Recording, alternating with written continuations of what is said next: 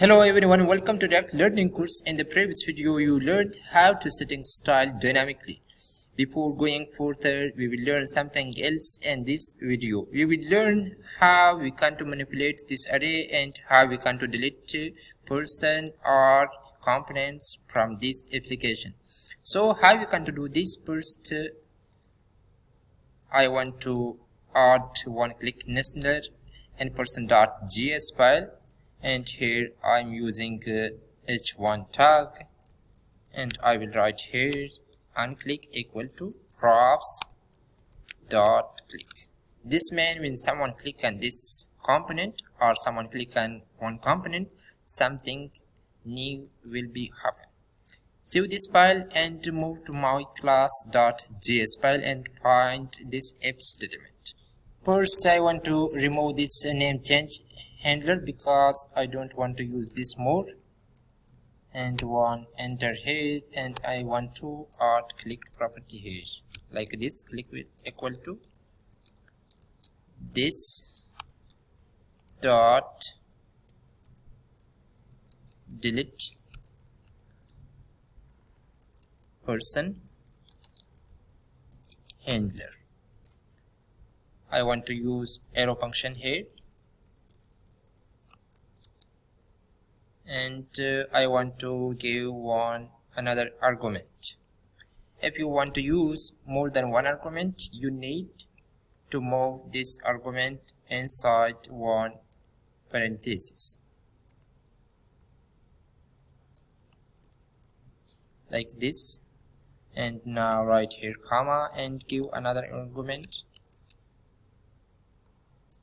and I want to use or call this argument here index like this. Now create this method delete person handler. When this method call, what will be happen? I want to remove name change handler method and create here this new method equal to, and one argument person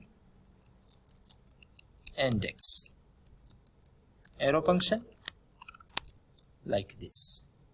First, I want to use const persons equal to this dot state dot persons.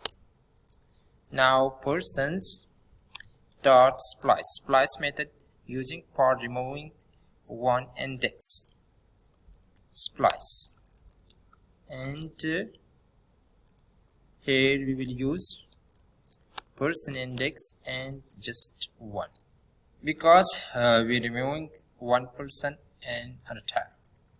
And now right here this dot statement set statement to update our state person will be person like this. And now save this file and this file. Now move